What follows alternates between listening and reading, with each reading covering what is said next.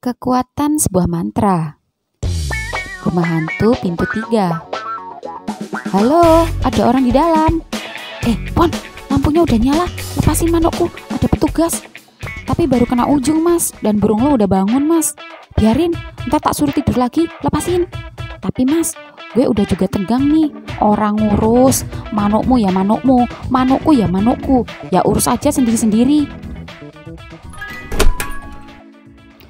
Pintu terbuka, petugas masuk. Halo, Mas Gegono dan Mas Buwono? Iya, kita berdua. Ucap Buwono berdiri, begitupun juga Gegono yang baru saja merapikan resletingnya. Mari kami antar, sudah ditunggu sama teman Mas di depan, Mas Condro sama Adik Baskoro, monggo. Iya Pak. Aduh, itu. Jangan takut, itu hanya mainan, ucap petugas yang membuat Gegono seketika menatap kesal Buwono yang kini menertawakannya. Tak lama kemudian mereka hampir mendekati pintu keluar samping, di mana ternyata saat ini mereka melewati bagian engineering karena melihat beberapa petugas di sana. Mas, silakan, nanti langsung ke kiri aja, tembus penjualan tiket. Pak, permisi, toiletnya di mana ya Pak? Kebelet pipis, tanya Gono yang tak sanggup menahan. Oh, kalau keluar sebelah kiri, kalau toilet belok kanan. Dikit aja terus nanti ada tangga. Nah, turun aja di sana toiletnya. Ya sudah, saya harus kembali bertugas. Oh gitu, terima kasih Pak. Sama-sama. Gono pun kemudian berjalan. Lalu ketika menemukan dua jalan, Gono berbelok ke kiri. Namun ketika ia menemukan tangga menurun, langkahnya tiba-tiba terhenti. Apalagi ketika melihat di sekitar turunan itu adalah kebun yang banyak pepohonan tinggi, juga yang nampak sepi. Gono pun menoleh ke belakang, dan Wono kebetulan menghampirinya. Kenapa Mas? Lo takut ya? Dasar pengecut. Ayo turun, gue juga mau kencing. Gegono pun mengikuti Buwono yang turun duluan, dan begitu sudah sampai toilet. Won, aku duluan, kamu gantian nunggu di luar. Lah kenapa? Gue juga kebelet nih. Awas kamu macam-macam sama aku. Gak janji. Gono yang tak tahan pun berlari masuk duluan dan diikuti Wono yang kini juga di sebelahnya. Gono lalu membuka resletingnya dan air seni pun keluar dari pusaka kebanggaannya itu. Gono tertawa setelah melirik pusaka Buwono. Kenapa ketawa? Ternyata masih gede gamanku daripada punyamu. Oh, jadi lo merhatiin punya gue? Iya sih, gedean lo Mas. Tapi masih panjangan punya gue, menjulang tinggi dan yang terpenting lurus. Gak kayak punya Mas Gono, gede tapi bantet. Mana sedikit bengkok lagi. Tapi keker juga sih. Dan tadi sempat nyicip meski cuma ujungnya doang. Sembarangan kamu.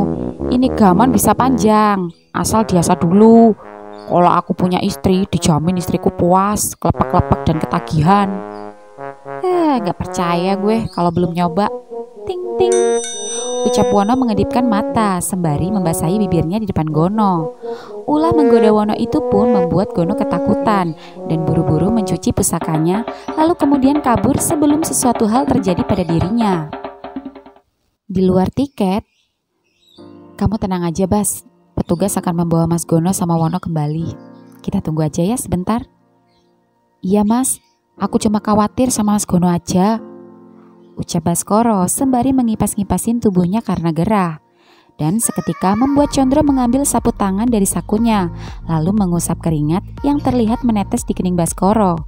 Dan Baskoro terkejut. Kamu basah Bas? Iya Mas, gerah. Hehe. Nih, bersihkan keringatmu sendiri. Mas mau beli minum bentar. Kelihatannya kamu haus. Iya Mas, tahu aja. Hehe. Bentar ya. Ya. Condro pun pergi membeli minuman. Dan di saat menunggu Condro, Baskoro senyum-senyum sendiri. Baskoro tidak menyangka Condro sangat perhatian padanya. Tak hanya senyum-senyum sendiri, Baskoro juga mencium sapu tangan Condro yang begitu harum. Bas, nih minumnya. Wah, apa ini Mas? Kok ada hitam-hitam di dalamnya? brown sugar boba. Kamu pasti suka. Saking haus dan penasarannya, Baskoro langsung merampas, lalu menusukkan pipet dan langsung meminumnya. Seruput. Wah, enak banget mas. Apalagi ini yang hitam-hitam bulat. Rasanya manis kayak cendol, tapi kenyal-kenyal gitu. Itu dia yang namanya boba. Suka?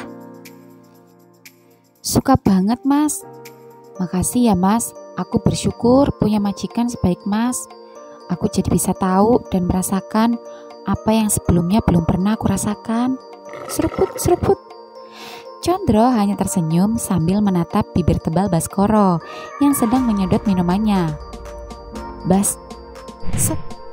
Ya mas. Baskoro pun melepas sedotannya, tatkala terkejut akibat Condro tiba-tiba merampas minumannya yang tinggal setengah. Seruput. Condro tiba-tiba menyedot boba milik Baskoro, sembari jempol tangan kanannya menyentuh daging basah bibir tebal milik Baskoro, yang basah akibat boba yang baru saja diminumnya. Mas, kok mas minum punyaku? Kan mas sudah punya boba sendiri. Mas gak lagi minum. Terus, mas lagi indirect kiss. Mas lagi cium kamu, tapi secara tidak langsung. Hah? Kenapa gitu? Iya, dengan mas meminum minuman bekas bibirmu, itu artinya mas mencium kamu secara tidak langsung. Karena mas tahu dan sadar diri, jika mas mencium kamu secara langsung, kamu pasti menolaknya dan akan marah sama mas. Mas, maafin Bas. Tidak apa-apa. Begini saja sudah membuat mas senang, ucap Condro sembari terus memutar-mutar jempolnya dengan lembut di bibir Baskoro. Baskoro sendiri sebenarnya merasakan tegang di bawah sana. Begitu merasakan nikmatnya ketika jempol Condro terus memutar berjalan melingkar mengitari bibir atas dan bawahnya secara bergantian. Baskoro melihat Condro seperti benar-benar menginginkan mencium bibir tebalnya. Baskoro bisa merasakan dari sorot mata Condro yang seolah-olah mengemis ingin mencicipi bibir tebalnya. Baskoro masih ragu akan menyerahkan bibirnya pada Condro malam ini. Dia belum siap, apalagi mereka tak ada satu ikatan apapun. Baskoro ingin tetap kuat, tapi tingkat kekerasan di antara kedua pahanya semakin meningkat. Apalagi ketika ia menyasar jempol Condro kini mendorong perlahan-lahan dan mencoba memasukkan jarinya ke dalam mulutnya. Baskoro pun tiba-tiba menahan tangan Condro. Mas, Mas pengen banget ya cium bibir Bas? Jujur, Mas emang pengen banget sebenarnya Bas, rasain bibir tebal kamu itu. Tapi gak usah, begini saja Mas sudah seneng. Kita tidak perlu melakukannya jika kamu memang tidak siap. Apalagi jika melakukannya karena merasa kasihan dan tidak enak sama Mas. Mas, aku gak mau dicium sama Mas. Tapi kalau emang Mas hanya pengen sekedar tahu rasanya bibir Bas, bagaimana kalau Bas yang cium Mas? Hah? Iya Mas. Beneran? Iya. Gak apa-apa? Iya. Tapi cuma nempel aja ya. Dan Mas diam aja, jangan bergerak, karena ini bukan ciuman. Dan Bas ikhlas dan gak merasa karena kasihan sama Mas. Orang cuma nempel aja kok, biar Mas gak penasaran lagi. Mas merem. Sekarang Mas? Iya, di sini. Iya, sepi kan? Baskoro pun mendekat, dan Condro pun yang terpejam sudah bersiap menyambut datangnya bibir tebal itu. Baskoro dengan hati-hati mendekatkan bibirnya di bibir Condro. Keduanya bisa saling merasakan nafas masing-masing. Bas! Bro, ngapain lo? Seketika bibir Baskoro batal landing di bibir Condro. Condro pun kesal. Sambil mengucek-ngucek matanya, ia berpura-pura kelilipan.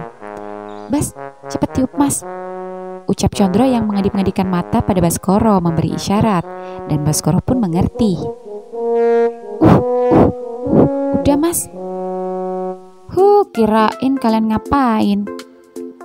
Aku kelilipan nih. Perasaan gak ada angin kenceng, ucap Gono penasaran. Yang namanya juga kelilipan, debu datang dari mana aja mas. Makanya mas, jangan genit. Pasti kelilipan gara-gara matanya jelalatan, gak bisa lihat cewek-cewek. Yaudah deh, kita balik, ucap Condro kesal. Lalu kini kesemuanya pulang. Di sepanjang perjalanan, keempatnya diam dengan ekspresi yang berbeda-beda. Condro dan Gegono terlihat kesal, namun Buwono dan Baskoro sama-sama tersenyum, sembari mengusap bibir mereka masing-masing. Setelah beberapa lama kemudian, mobil Baskoro berhenti ke rumah Buwono terlebih dahulu, dan Buwono pun turun. Dah, sampai. Ingat besok meeting sponsor pagi-pagi bro, ucap Condro pada Buwono. Ucap Buwono mengangguk, lalu membuka pintu mobil. Namun sebelum turun, Buwono sempat menoleh ke Gegono. Namun mas-mas desa itu acuh, tak menghiraukannya. Bro, thanks ya. Yo, hati-hati. Mobil Condro pun kembali melaju dan tak berapa lama kemudian ketiganya sampai. Namun baru saja sampai, tepat di depan gerbang ada sebuah mobil putih terparkir dan pemilik mobil keluar. Seketika Condro langsung turun. Jel, kok gak bilang kalau mau kesini?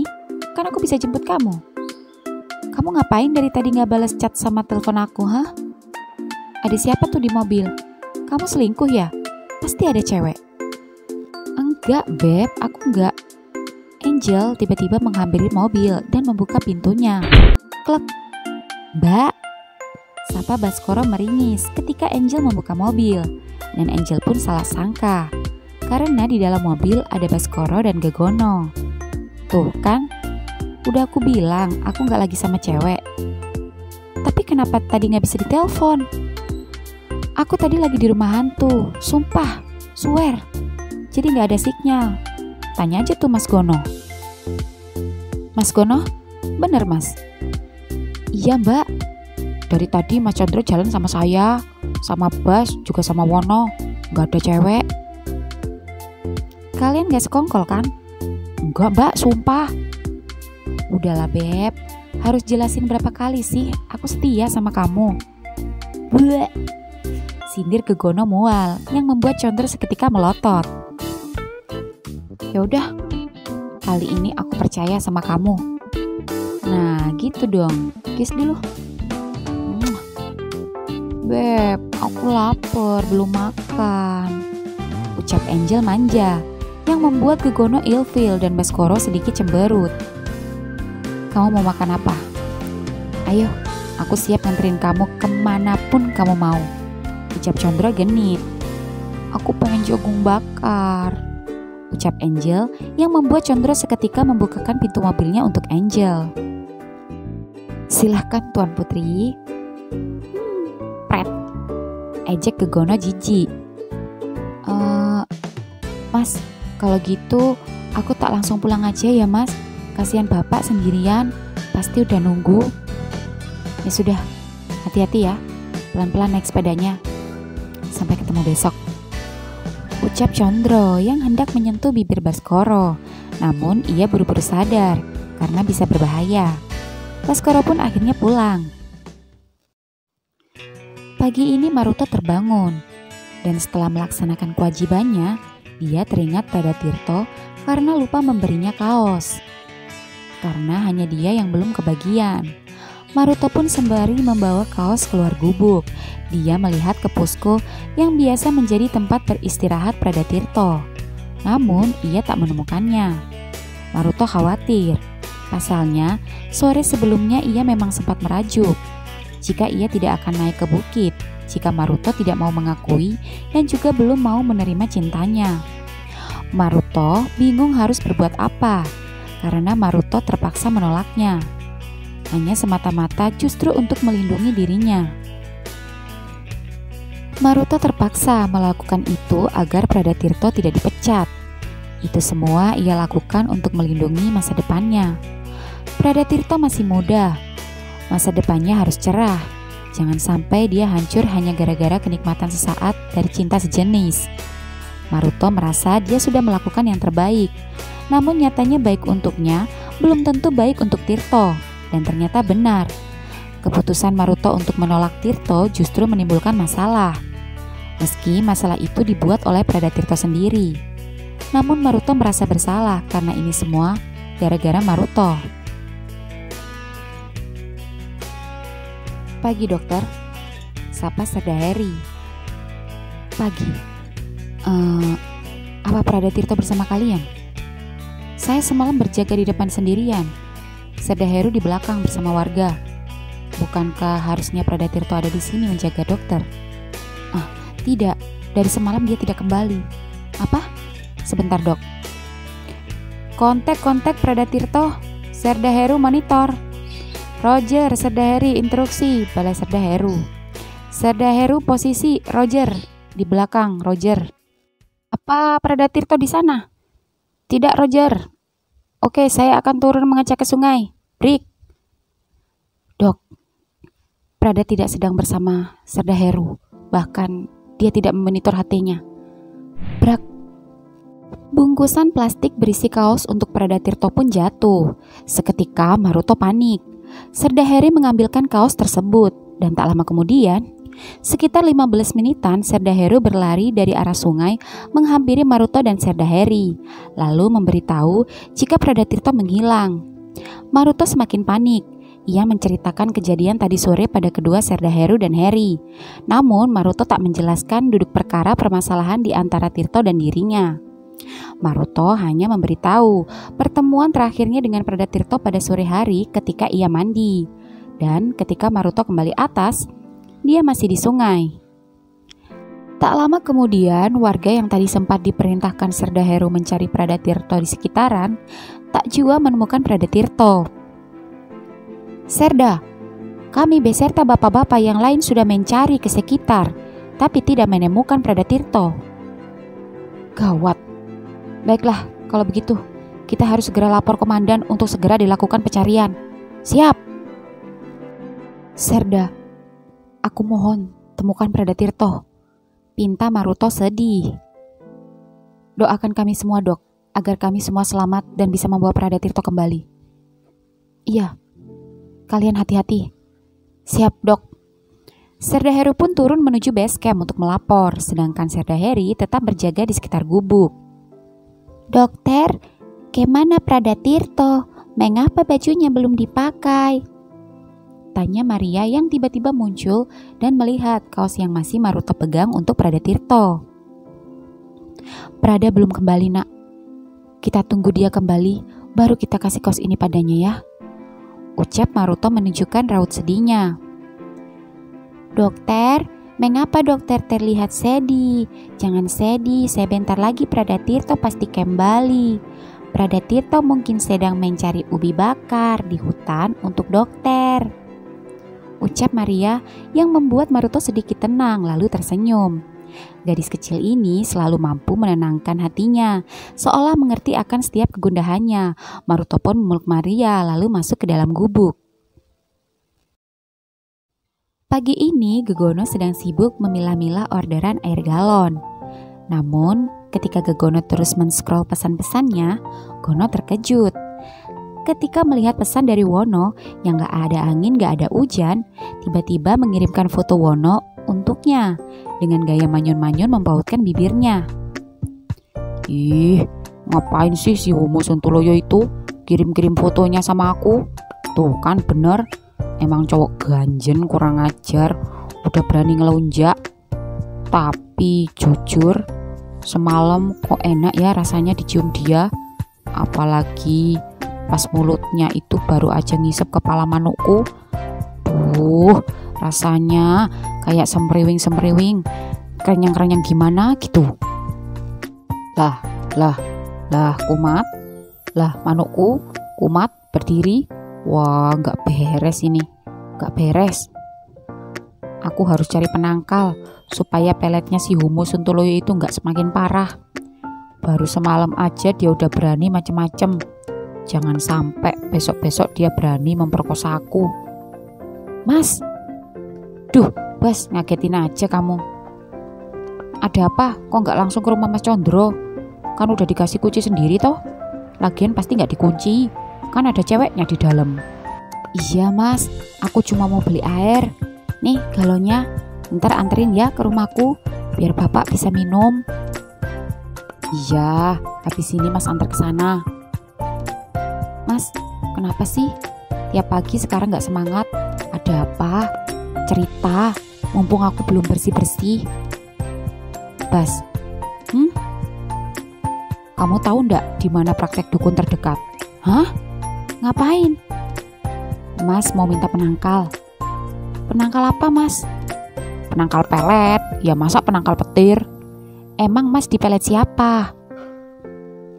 Ya siapa lagi Bas, kalau nggak si Homo Sontoloyo itu? Ah, Mas ada-ada aja nih.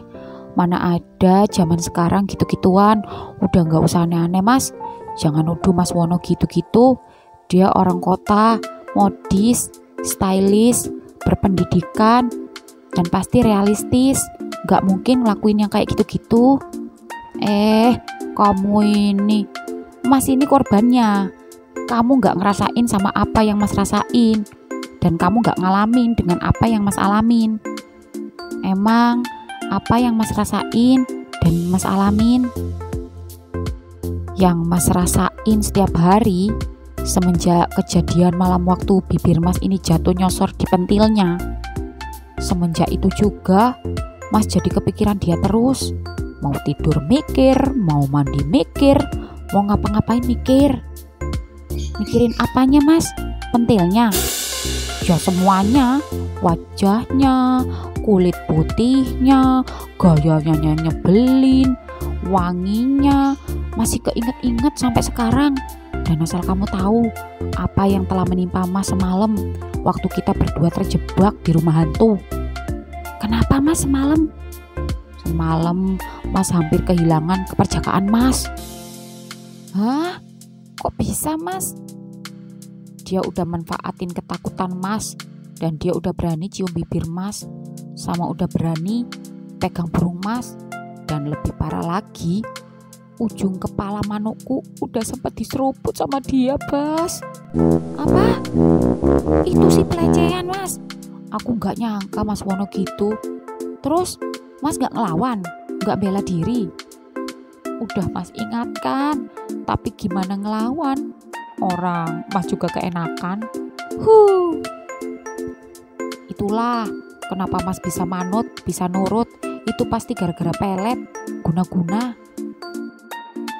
Iya juga sih Mas. Kok bisa gitu sih? Atau Mas yang emang suka aja sama Mas Wono? Enggak lah. Sebelumnya Mas kan suka sama cewek, Bas. Gak kepikiran sama sekali mau suka sama Timun. Apalagi sekarang Mas jadi keingetan terus sama ciumannya, Bas. Lalu rasanya gimana Mas dicium sama laki-laki? Rasanya Mas gak mau bahas. Manuk Mas baru aja tidur, takut bangun lagi kalau bayangin lagi. Yang pasti kamu jangan sampai ngalamin sama apa yang Mas alamin. Bahaya. Kalau udah kena kayak gini susah lepasnya.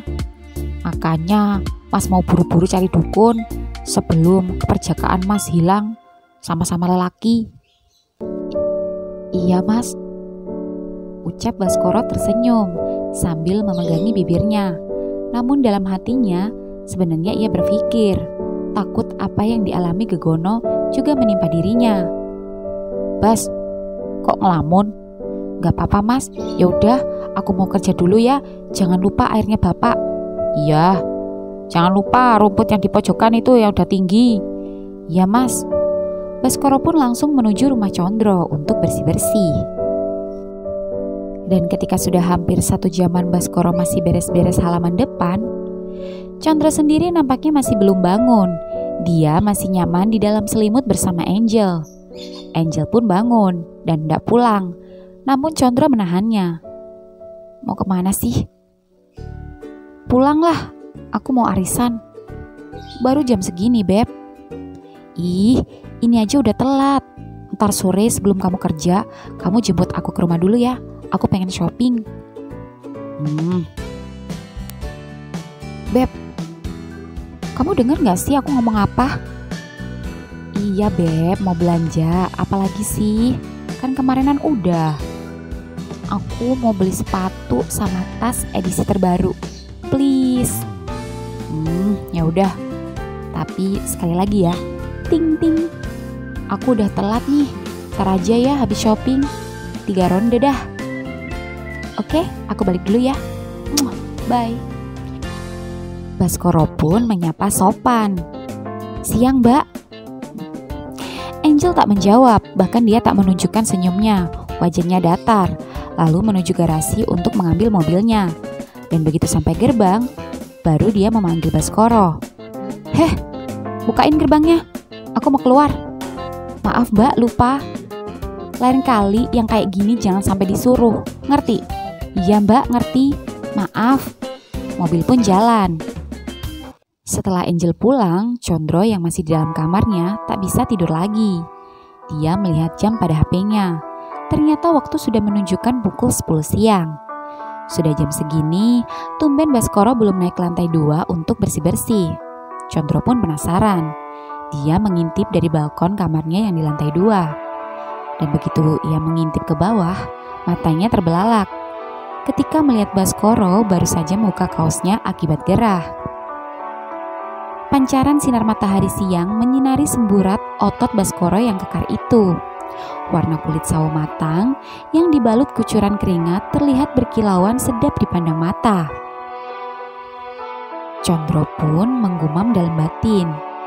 Ternyata Baskoro, dibalik sikap kalemnya, ia tak hanya memiliki wajah tampan dan bibir tebal saja yang menggoda, tapi juga tubuh yang cukup eksotik dan gak kalah macho dari dirinya.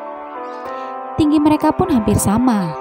Jika Condro memiliki tinggi sekitar 180 cm, Baskoro mungkin sekitar 175.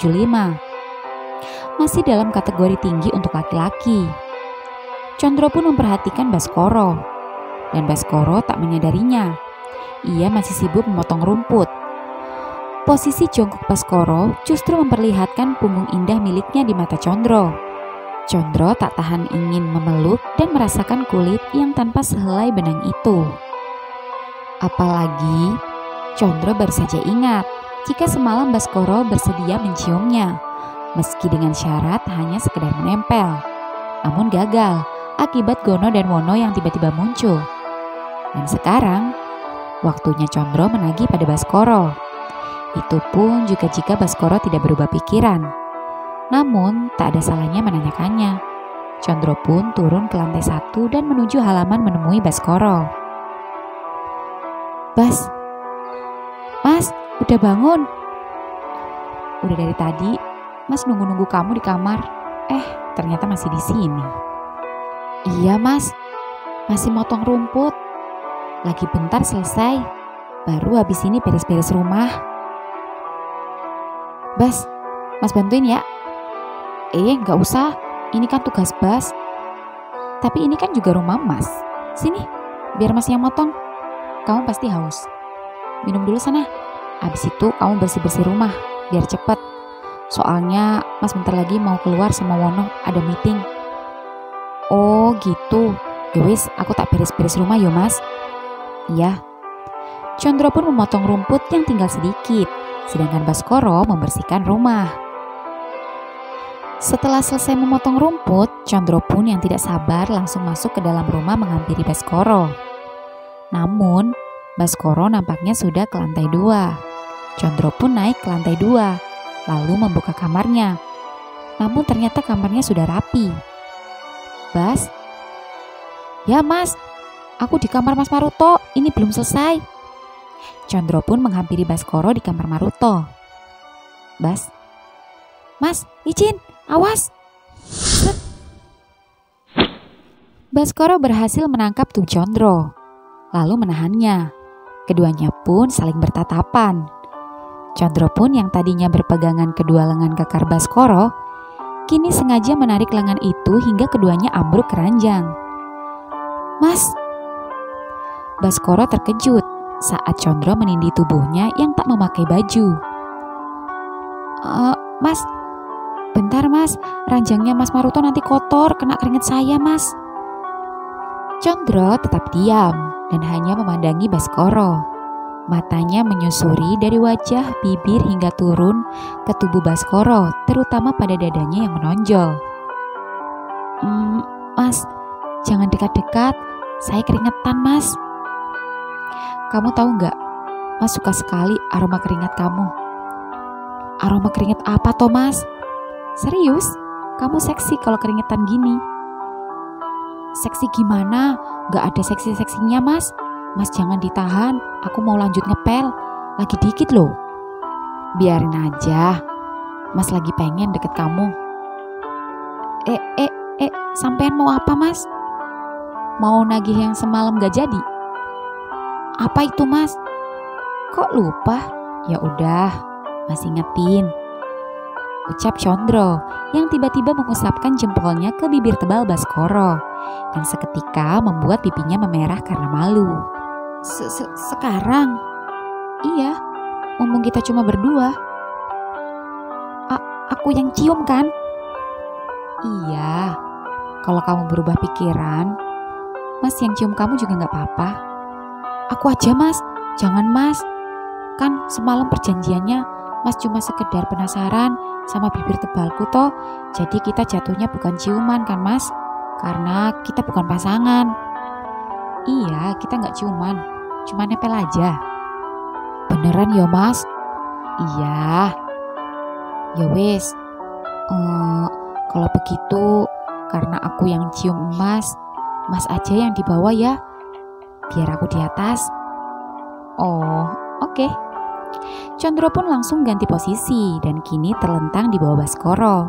Dan Baskoro tampak gugup campur bingung. Mas, permisi ya, nyuwun sewu. Aku di atas mas, gak sopan. Condro hanya tersenyum melihat tingkah polos Baskoro. Hanya hendak mencium saja sungguh sangat terlihat repot. Dan Baskoro bersiap. Mas, jangan diliatin, aku malu. Ya sudah, mas merem nih. Baskoro pun perlahan-lahan mendekatkan bibirnya ke bibir Condro. Dan Condro tiba-tiba mengernyitkan matanya. Ih, mas jangan ngintip. Oke. Jadi nggak nih? Iya. Udah nih, merem. Kali ini mata Condro benar-benar terpejam. Sedangkan Baskoro terlihat ragu. Bibirnya seakan mendekat, menjauh, membuat Condro sudah tidak sabar. Namun tak lama, akhirnya Condro merasakan nafas Baskoro semakin dekat. Dan set! Merasa ada yang aneh, Condro membuka matanya. Ternyata bukan bibir tebal Baskoro yang menempel, melainkan jari Baskoro. Set! Bruk! Cups! Condro yang kecewa langsung memutar posisi Baskoro hingga Baskoro kembali di bawah, lalu tanpa babi bu akhirnya terpaksa mengecup bibir tebal itu. Baskoro pun tak bisa berkutik. Apalagi Condro benar-benar menahan tubuhnya ketika ia ingin menghindar. Baskoro menyesal, tapi bukan pada Condro, tapi pada dirinya sendiri. Seharusnya tadi dia yakin tanpa perlu ragu mencium Condro. Tapi nasi sudah menjadi bubur. Baskoro mulai panik ketika Condro ingkar. Bibir Condro tak hanya sekedar menempel, namun kini mulai berani bergerak perlahan. Seolah menikmati inci demi inci bibir tebal dan lembut milik Baskoro.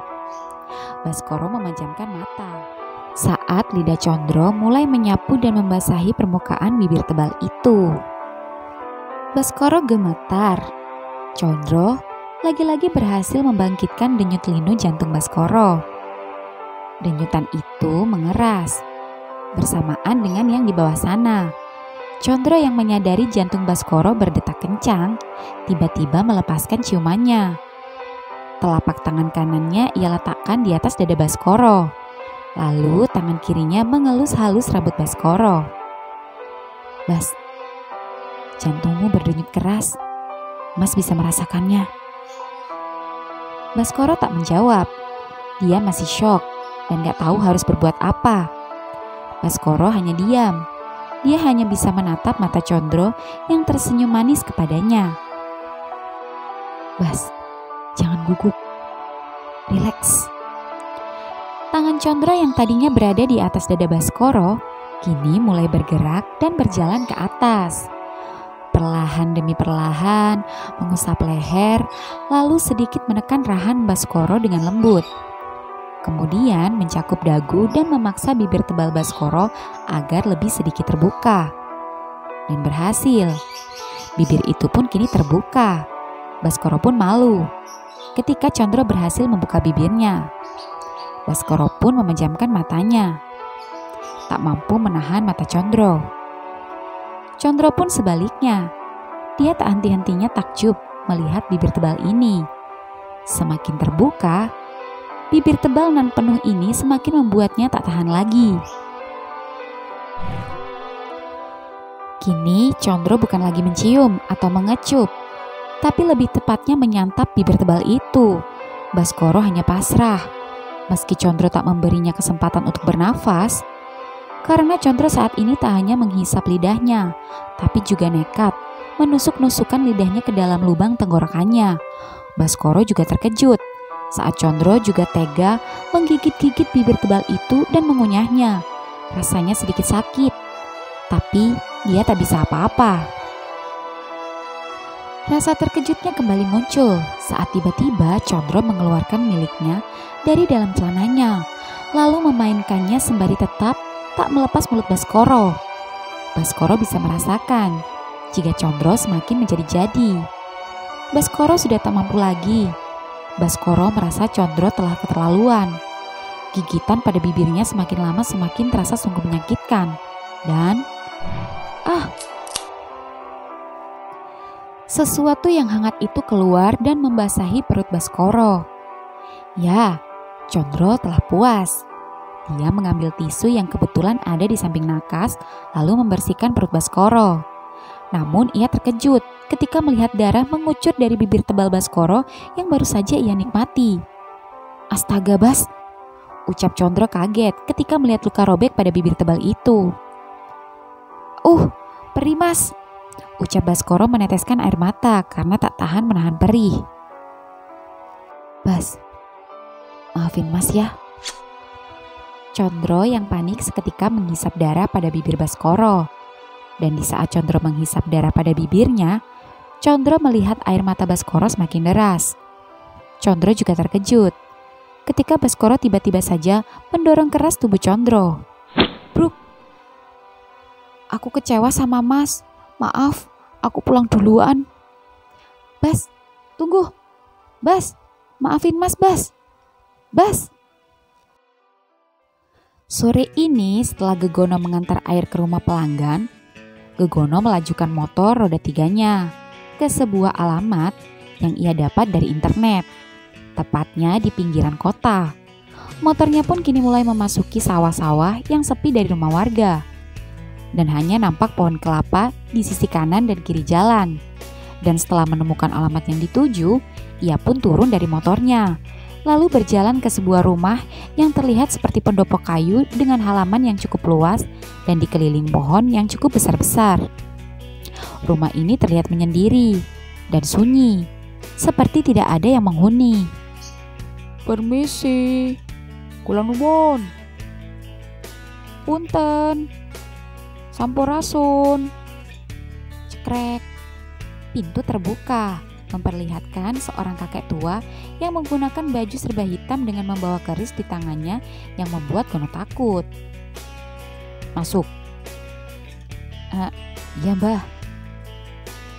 Gono pun yang masuk langsung disuguhi aroma kemenyan, kembang 7 rupa, dan beberapa kendi, batok kelapa, ember air, kopi hitam, dan masih banyak benda-benda aneh lainnya. Duduk. Iya Mbah. Ada perlu apa Kisana kemari?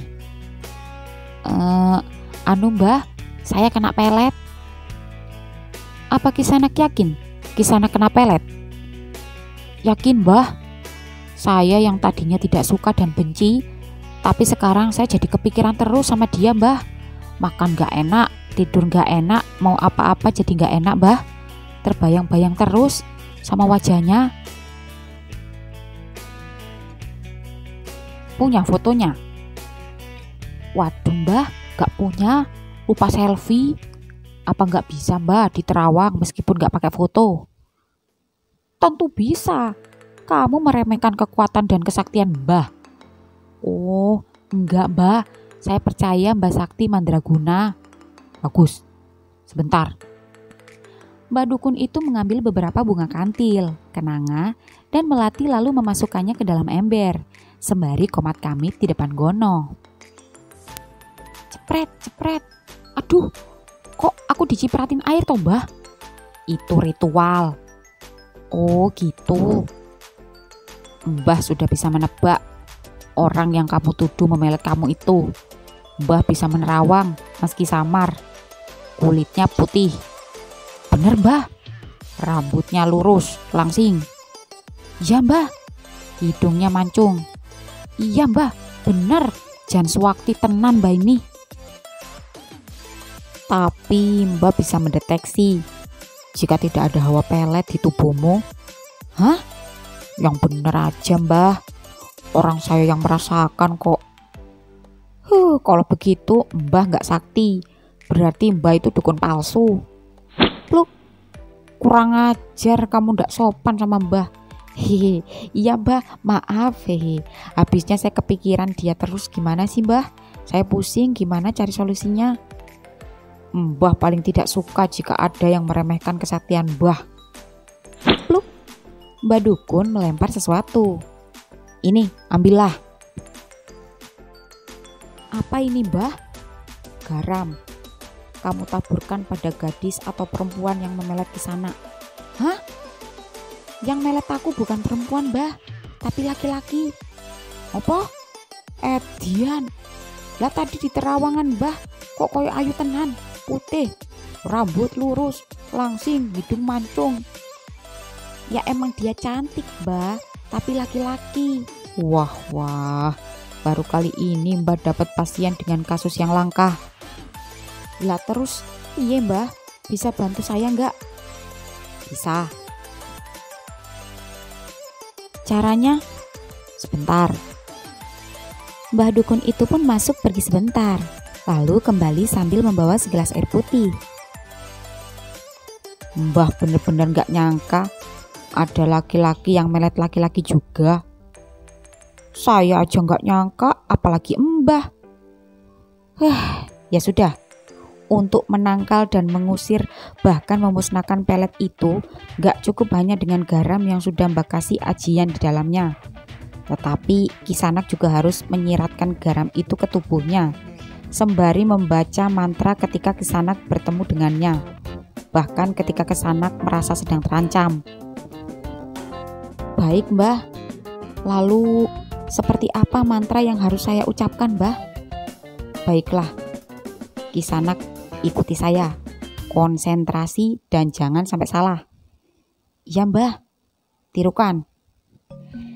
Til kontal kantil jo kecantol karo kon. 3 kali. Til kontal kantil jo kecantol karo kon. Til kontal kantil jo kecantol karo kon. Til kontal kantil jo kecantol karo kon. Bisa, Mbah. Bagus. Setelah membaca mantra itu sebanyak 3 kali, baru cipratkan garam itu padanya.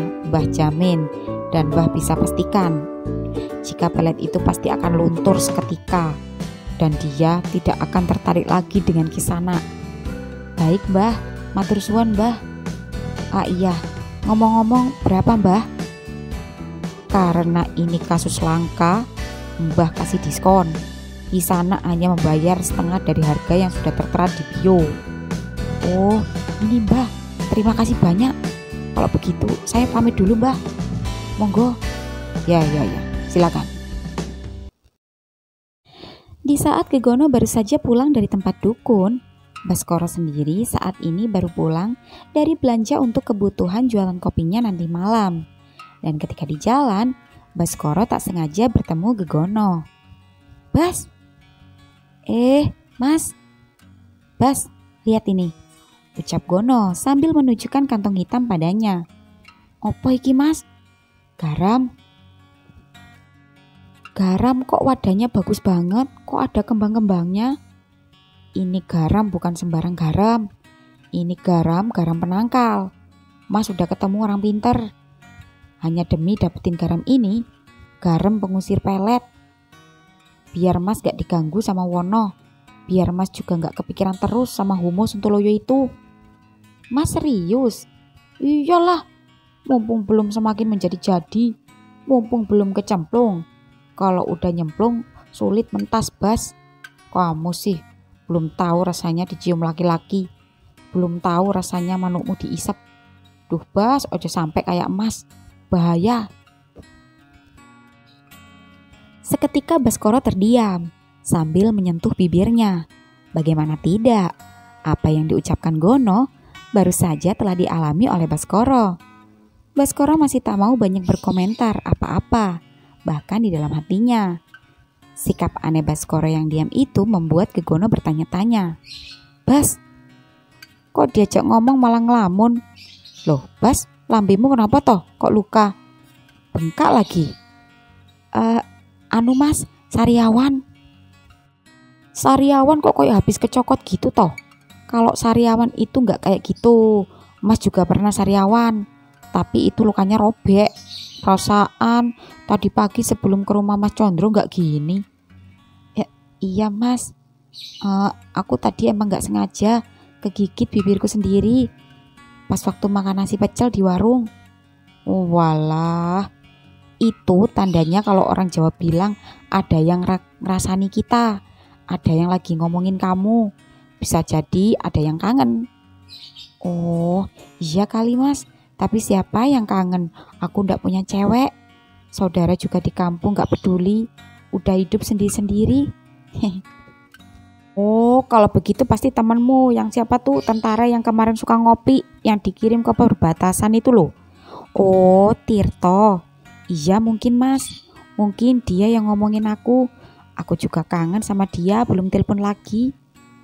Ya wes, udah sore, udah mau gelap. Kamu nanti jualan toh? Jualan Mas. Tapi jangan lupa beli obat ke apotik buat bibirmu. Sayang banget Bas, bibirmu itu bagus loh. Eman-eman, lambe api-api kok sowek. Iya Mas. Beberapa saat kemudian, Baskoro sudah sampai rumah. Assalamualaikum. Waalaikumsalam Bos, sudah pulang? Iya Pak, habis belanja. Bapak udah makan? Udah, Bapak makan soto ayam kampung. Soto ayam kampung? Bapak tadi keluar sendiri? Kan udah Bas bilang jangan keluar-keluar tanpa Bas. Bukan Le, bukan.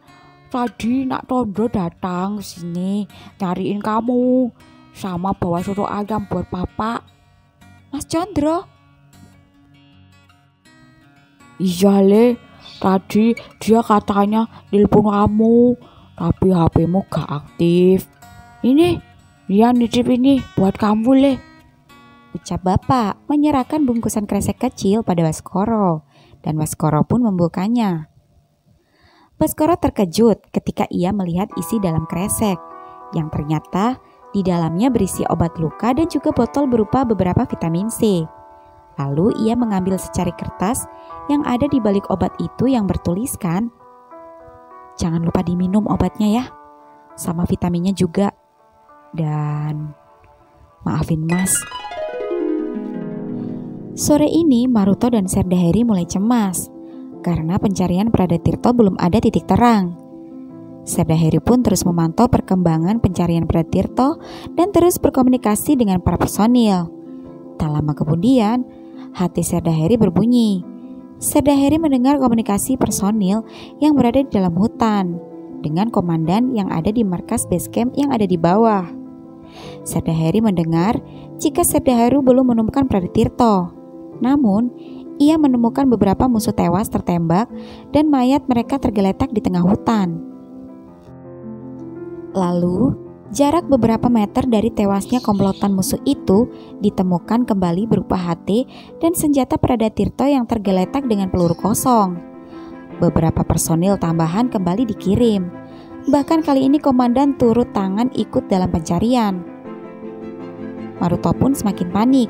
Dia takut jika terjadi apa-apa pada Pradatirto.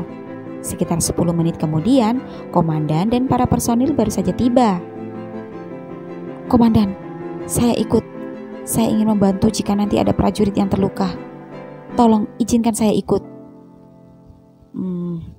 Baik, Dok." Semua personil beserta komandan dan Dokter Maruto kini berjalan menyusuri hutan mencari Pradatirto. Sedangkan Serda Heri sendiri tetap berjaga di gubuk. Dan ketika sudah mulai memasuki hutan, komandan dan yang lain menemukan musuh yang tewas dan bertemu dengan Serda Heru dan personil yang dikirim lebih dulu. Ketika semua telah berkumpul, tiba-tiba saja muncul pergerakan. "Komandan, awas!" Set. Busur panah kembali mengenai salah satu prajurit, dan personil yang lain langsung melayangkan peluru. 2 musuh pun tertembak sekaligus. Para personil kemudian menemukan jejak kaki mengarah ke atas bukit. Di tempat lain di dalam hutan, "Kau jangan berani bergerak. Kalau kau tidak mau pisau ini merobek lehermu." Rupanya Pradatirto kali ini ditawan. Tangannya diikat oleh musuh begitu kuat. Andai saja kaki Tirto tak terluka akibat musuh panah kemarin, dan akibat mendapat kembali sabetan benda tajam akibat pertempuran tadi, pasti saja Pradatirto bisa membunuh musuh ini. Bukan hanya kakinya yang kini terluka dan berdarah, namun tangannya dan seragamnya pun robek akibat tajamnya pisau yang melukai sekujur tubuhnya. "Oh, Prada, di mana kamu?" teriak komandan yang mendengarkan suara Pradatirto. Tak hanya komandan, tapi juga yang lain, termasuk Maruto. "Heh, berkali-kali sudah kubilang, kau tutup mulutmu rapat-rapat kalau kau tak mau mati." "Kenapa lu gak bunuh gue aja sekalian, hah? Lu mau bunuh gue sekarang atau besok, percuma. Karena lu sama gue juga bakal sama-sama mampus." Set. "Oh, anjing loh." Musuh yang kesal tiba-tiba menancapkan ujung pisau tajam ke leher Pradatirto. Leher itu pun mulai mengeluarkan darah. "Kau mau lagi, ha? Mau lagi pisau ini menembus tenggorokanmu, ha? Biar ku kasih pelajaran kau." Dor. "Jangan bergerak. Lepaskan Pradatirto, atau peluru ini menembus kepalamu," ucap komandan yang turun tangan. Tapi musuh nampak tak takut. Dia justru terus-menerus menusukkan pisau itu ke leher Pradatirto. Sampai Maruto tak tega melihat darah yang semakin mengucur deras dari leher Tirto. Sedangkan Tirto, meski kini nyawanya tinggal di ujung pisau, tapi Tirto tak takut, apalagi ketika ia melihat Maruto di sana. Kepercayaan dirinya semakin kuat. "Cepat, lepaskan Pradatirto, kamu sudah terkepung." "Tidak, jangan berani-berani menembak. Dan kalau kalian ingin dia masih hidup, cepat kumpulkan senjata kalian dan lempar serakan kepadaku. Kalau tidak..." Lagi-lagi musuh itu menyayat leher Pradatirto yang membuat Maruto dan yang lain panik. Dan komandan terpaksa menginstruksikan untuk mengumpulkan semua senjata. Jangan komandan, jangan serahkan senjata kalian.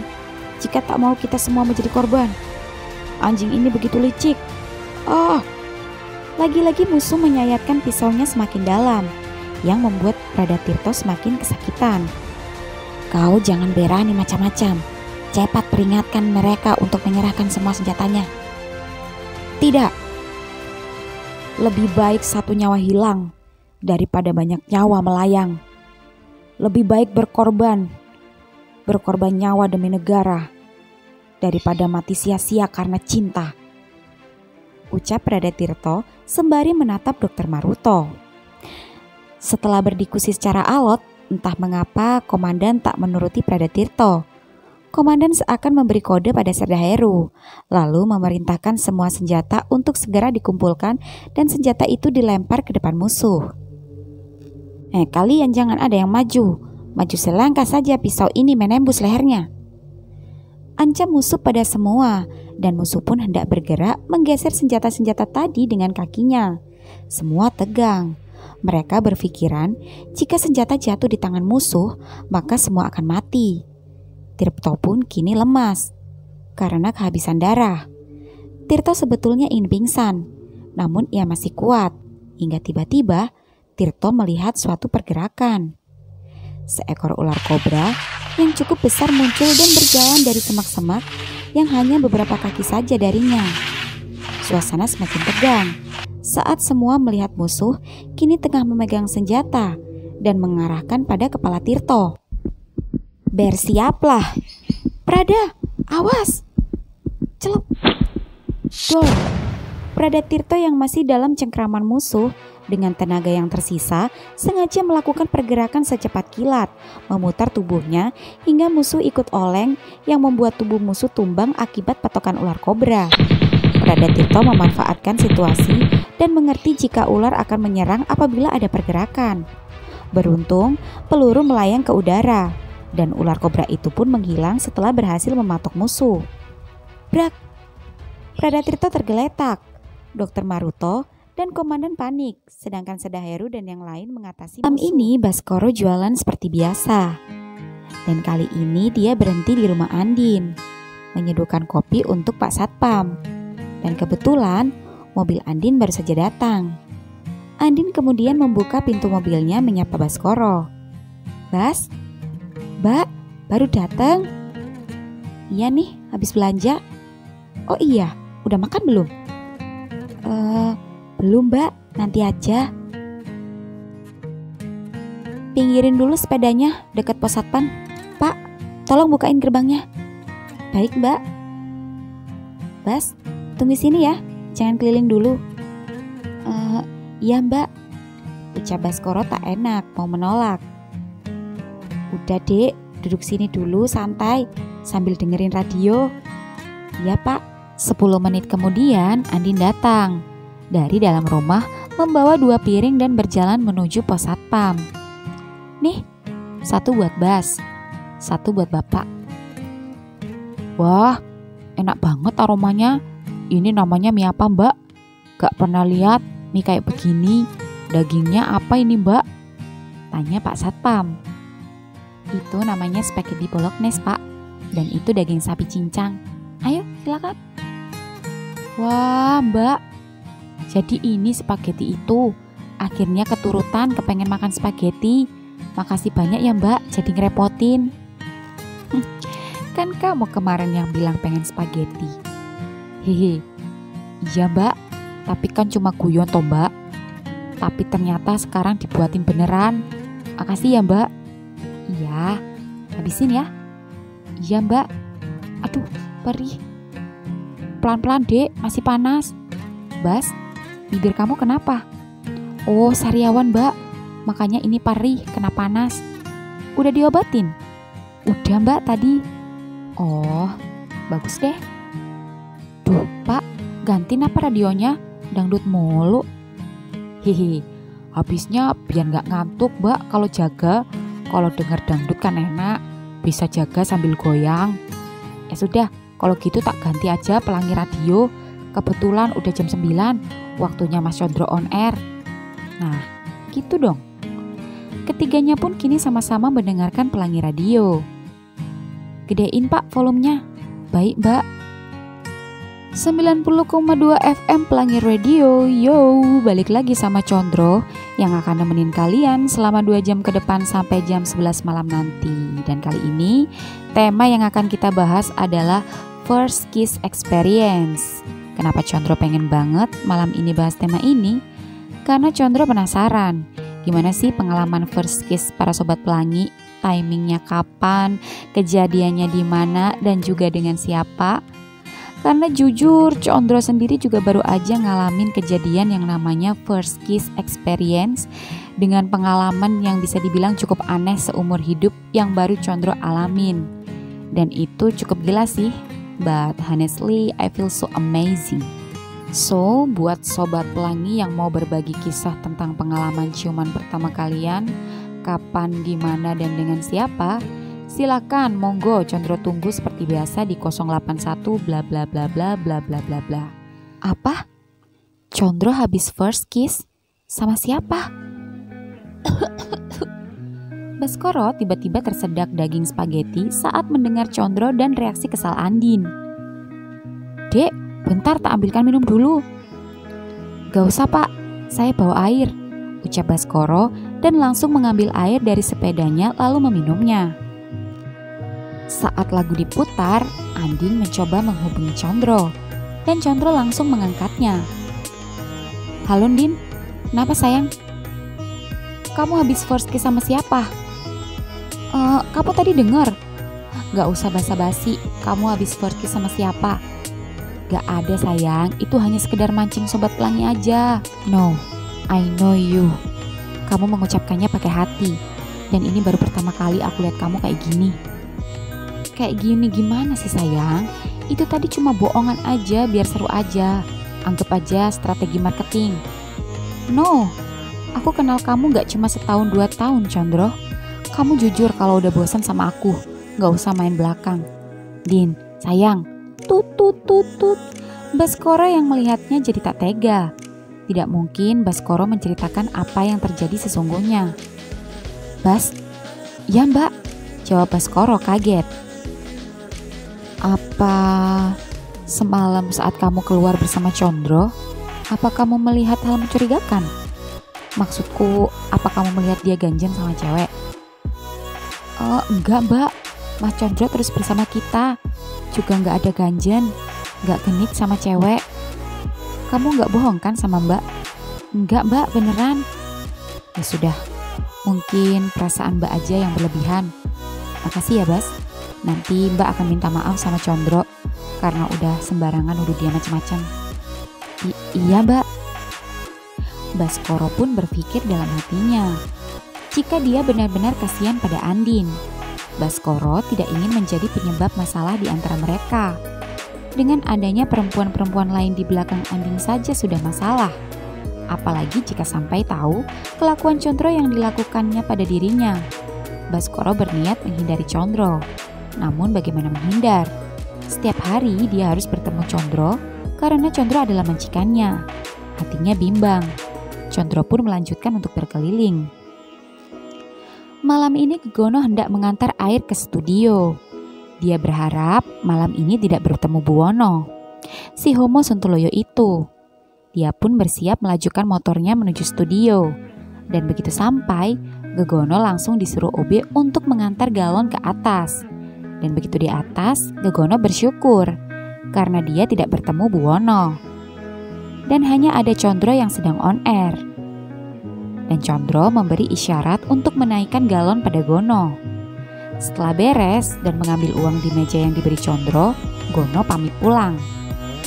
Ketika Gono hendak pulang dan baru turun tangga, bertepatan dengan Buwono yang baru datang dan naik tangga. Gegono pun terkejut, sedangkan Buwono tersenyum dan menghentikan langkahnya. Mau kemana lu? Mau pulang. Nanti dulu, aku kangen. Kangen dengkulmu, minggir. Buru-buru amat sih. Ntar dulu lah, ucap Wono terus menghalangi.